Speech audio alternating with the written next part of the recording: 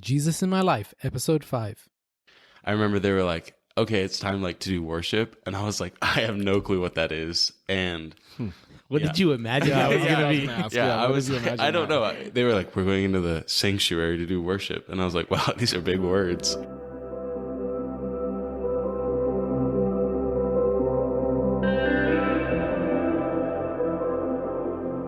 Welcome to Jesus in My Life, a podcast with Rob and Jack, where we interview everyday people like me and you about their extraordinary experiences with our Savior, Jesus Christ. We're really excited this day to be meeting with Lewis, who we've had the privilege of watching really flourish in his relationship with Jesus. And so we brought him on today to kind of share his story. But just a little context, Lewis is a college student at Point Loma. Lewis, tell us a little bit more about yourself. What are you studying? Hey, I'm Lewis. I'm a college student at Point Loma. I'm a finance major, and I also have a youth and family ministry minor. So Very cool. Very cool. That's awesome. So, Lewis, we were talking the other day, and I was asking you, hey, how did you end up at church? Before we get to that, give us a little history on yourself. What was your upbringing like? What did you know about? What was your thoughts on religion and Christianity? Okay, so growing up, my family was kind of went to Catholic church. We were really inconsistent with it. It was definitely a social thing. I had friends. I thought it was fun just to go and hang out. And once I started playing travel baseball and all that, weekends, we never really would go anymore. So we kind of stopped. But still through middle school and elementary school, I would go through First Communion and confirmation classes. So I've done all of that. And then even my freshman and sophomore year of high school, I volunteered back at that confirmation program and just led a small group with my friend. And the whole time it was just really social. I enjoyed the community. Some of my best friends were going. So it was I'll go too. It's good people. So yeah. Okay. What was God in the equation of that for you? It was social. It was just not a lot of thought there. It wasn't a lot of doubt or contemplation on the idea of God. But I was learning the stories in the Bible and things about Jesus. So that aspect was obviously there because it was church, but it was just not the part of it that made me go or the part of it I latched onto. So this is junior high, high school. What changed? How did you end up at a Christian church? Yeah. So at first my friends Cam and Lauren, they invited me to Young Life, which is just a high school social group with a Christian aspect embedded into it. So it's you go there, play games, hang out, eat food, and then at the end there's some kind of devotional or do one worship song or something like that. But it's very social, just to kind of get people to start knowing Jesus maybe a little bit, and then also find that community. But it really started when I went to my friend Nicole's birthday party, and Lainey, her friend, invited me to Living Water Youth Group. And I went the first time just to meet a few people. I went with one of my baseball teammates. I didn't want to go alone, so I went with him too. So yeah, I went there the first time, and I remember we started out, we were playing 9 square and spike ball, just having a good time. There were a few other people I didn't even know went to Living Water that were there, so it was cool to talk to them again. And then I remember they were okay, it's time to do worship, and I was I have no clue what that is. And what did you imagine I was going to be? I don't know. They were we're going into the sanctuary to do worship, and I was wow, these are big words. I was I didn't know. Like I said, I was I don't know if they were gonna have palms and they're waving them in the sanctuary. I really just had no clue. And then we went in and we were singing it's worship through song. So we were just singing. And I remember the song that stuck out to me was King of My Heart, and just You Are Good, over and over again. And that just stayed with me and stayed in my head. And I remember that week I went home and listened to it, and a couple other songs that they did. I think it was Tremble and Stand in Your Love. But obviously they stuck with me. I still remember that. And that was just kind of the beginning of getting me in the door and just singing those words like "you are good" to God, and just letting Him have that kind of led into everything else. So Lewis, this was obviously a new experience for you then, Yeah. in terms of church, and because of your previous experience, there really wasn't that for you, or that didn't connect with you, and then for some reason this connected with you. Was it specifically the words, or? Yeah, there was a newness to it, right? Okay. And like for me, I guess the music before was all like traditional hymns and like Got it. that kind of thing. So it was never like, honestly, I don't even know the words to most of those hymns, like Right. the like very famous ones, I guess. Yes. But, it was just like simpler and not as like showy. It was just like, Got it. okay, these words, like, I don't have to like think about what they meant like 200 years ago to like understand what I'm saying. It was just like so clear that Wow. like, this is what I'm singing. So I guess, Yeah. I don't know if that answers your question. Yeah, it sure does. but- Yeah, that's interesting to get that take. You know, I remember when my first couple of experiences at church with music that resonated with me. Oh my gosh, it was so powerful. Yeah. It was Yeah. like I just would be moved to tears. Yes. Right.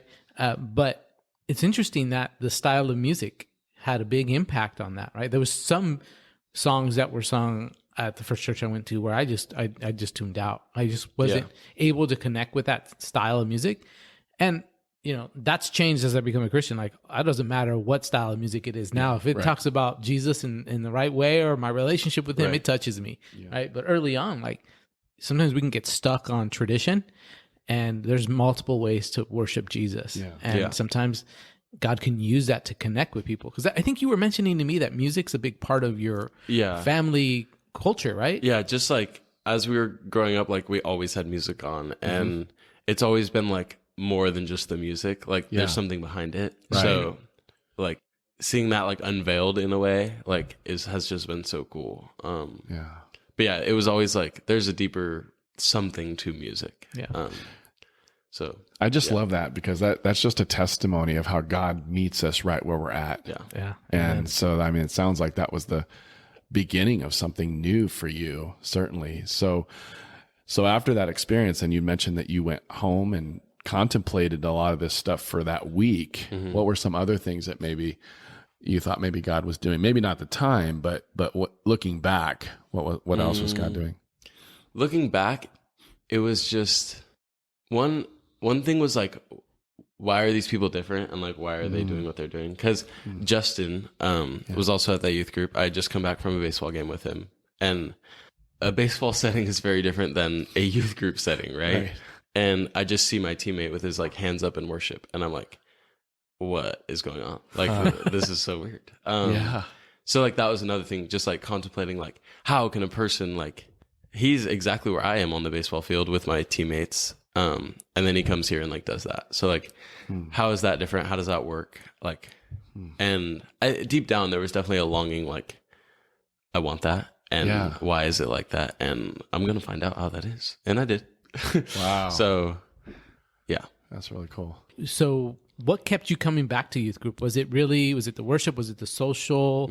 Or was it truly like what was going on in your heart? Or do you think it was like all of it?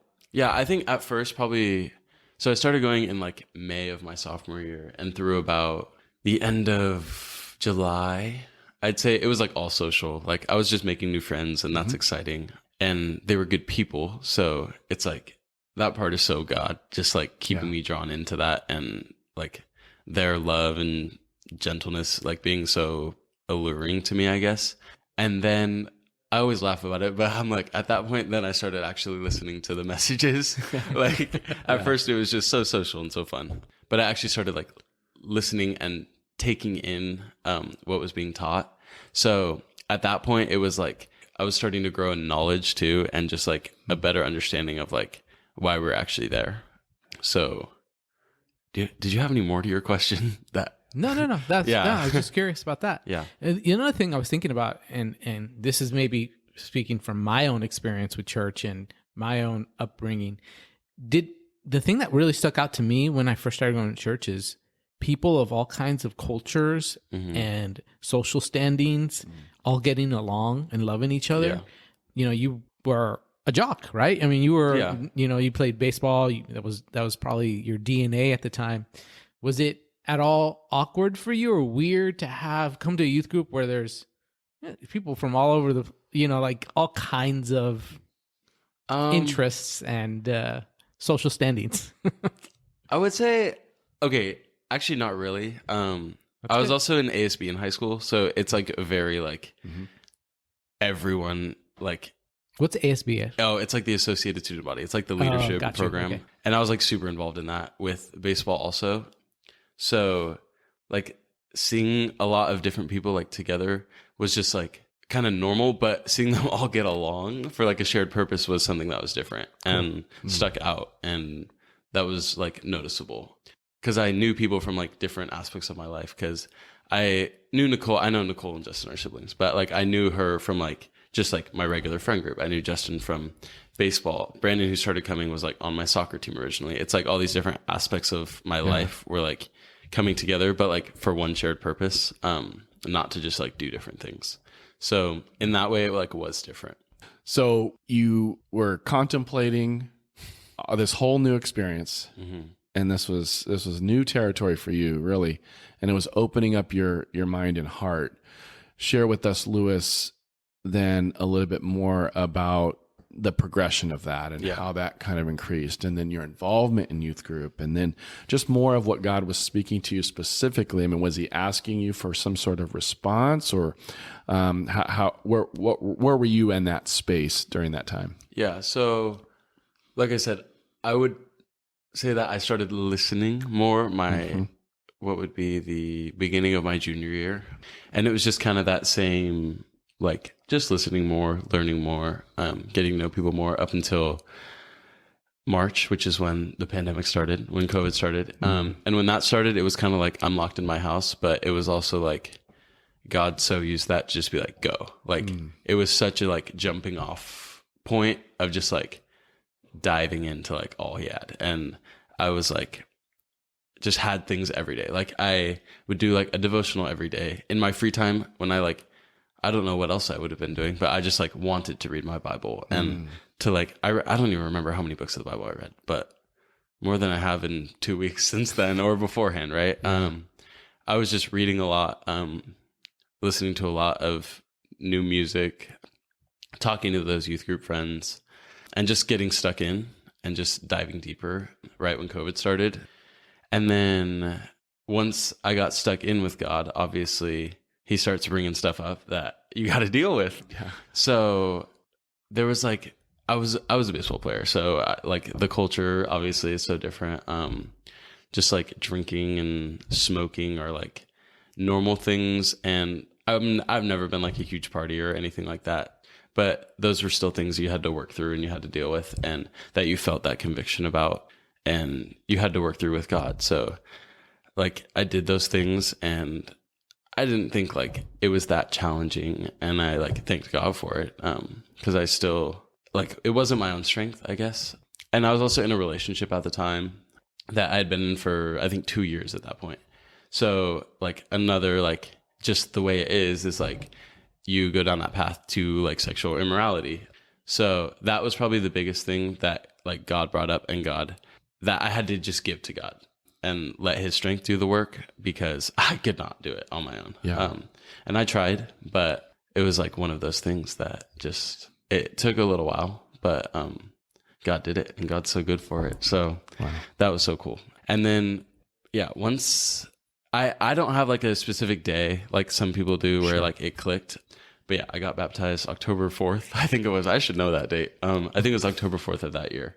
And I've just kind of been super involved, and I've like gone through that transformation. So I know what it can be like for the other youth and young adults. And I want that for them. Like, who doesn't want that for them? And yeah, like, just because like I've gone through stuff doesn't mean my growth has stopped. Like it's just been, I was talking to Jack about this. Like once one thing, like you feel like you figured out one thing, another thing rises up to the top. Yeah. And you're like, I don't want to deal with this, but you have to.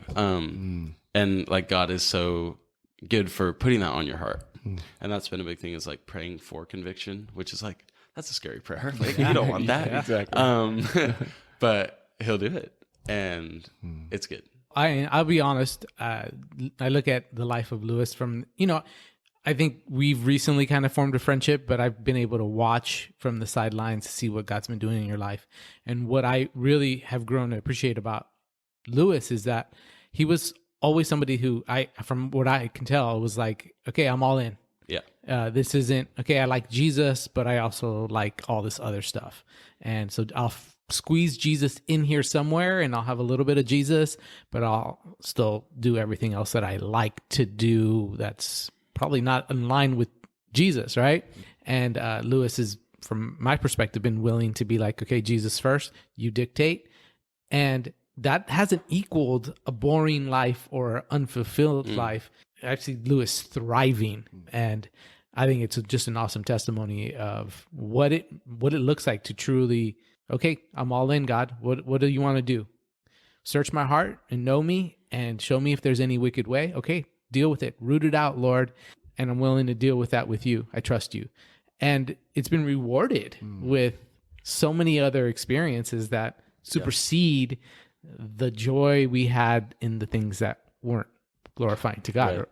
I remember during that pandemic time, the beginning of that, and youth group was virtual, like everything else. And I was able to pop in there during this time. I'm not sure if you remember this. I remember, yeah. And we had a really deep prayer time. And I was glad that I was invited to join that, just because of, what the pandemic was doing really among teenagers, youth, and certainly in that youth group, there were a lot of things that were challenging. And during that prayer time, it was pretty amazing how God was able to give me a vision for you. And I didn't really know you at the time, and just really sensed the Lord had this real special calling on you and this anointing of leadership. And because of your experience, because of this changed life that you're continuing to experience, God has marked you to be a leader in the kingdom. And so glad, Lewis, to hear your story in more detail. And if you're listening to this, make sure you share this with other people as well. Lewis, in closing, what would you say to someone that is maybe in high school? Their life really looks fine right now. Everything's going pretty well, but they don't know the Lord. What would you say? Yeah. I mean, I would just say, like, get to a youth group, get to a friend that is a Christian, and just kind of talk to them. And then, like, Jesus will show up if you ask him to. And when you ask him for things, like, in faith, he'll so give it to you. So I just ask, like, that you would do that. And then you would just know that, like, on the other side is so much more than the hard time you're going to have to go through, like, changing your life. Because God is going to bring those things up. He's going to be real with you. He's going to get you stuck in places that you don't want it to be a problem. But on the other side of that, it's just so much abundance and so much fullness of life that you didn't even realize you were lacking. So just find someone and get stuck in. Yeah, it reminds me of we used to work in the video game industry, and I was kind of a Lone Ranger Christian for a long time, and everybody knew it, and somebody was asking a genuine question, like, how do you know God is real? Like, I don't really believe that God, how do you know? And I said, if you are serious about wanting to know God, he will always show up. Yeah. But that means, God is a rewarder of those who diligently seek him. If you have a genuine interest in knowing God, he's going to show up. Yeah. But the truth is, most of the time we're just looking for an excuse not to believe, right? So most of the time, the challenges that we present towards God and faith and Christianity stem from a place of, I want to not believe, Right. versus I'm open to being proven wrong. And God always shows up 100%. No one's going to be able to stand before God on Judgment Day and say, well, you didn't give me a shot. Well, thanks again, Lewis, for sharing. The foundation of Jesus in My Life podcast is found in the story in Luke chapter 8, where Jesus delivers this man from demons. And Jesus tells him, now go back to your family and tell them everything God has done for you. And I love this part. It says, so this man went all through the town proclaiming the great things Jesus had done for him. That is the purpose of Jesus in My Life podcast. Thank you again, Lewis, for sharing. Again, make sure to share this podcast with your friends and family and social network. God bless.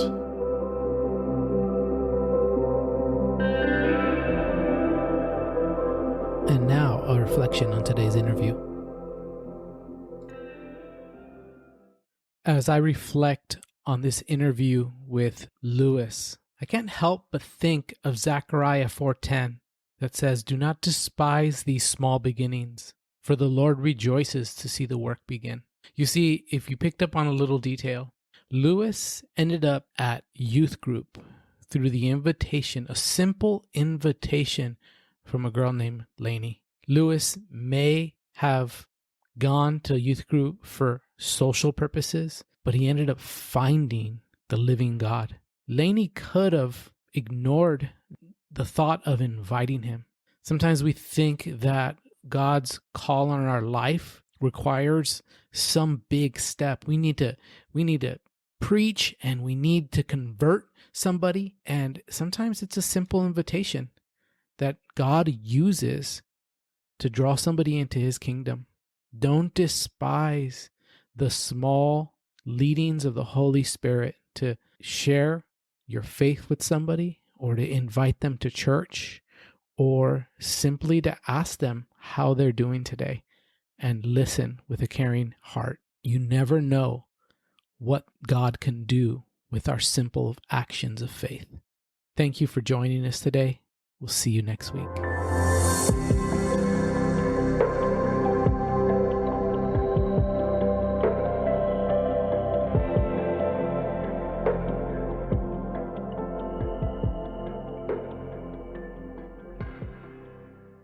Thank you for listening to Jesus in My Life. New episodes release every Tuesday. Subscribe on your preferred podcasting platform so you don't miss a single episode. If you have enjoyed this podcast, please consider sharing this podcast with a friend or family member. If you would like to help our visibility online, consider rating us and posting a review on Apple Podcast. Have an awesome Jesus in My Life story? Contact us at jesusinmylifepodcast@gmail.com.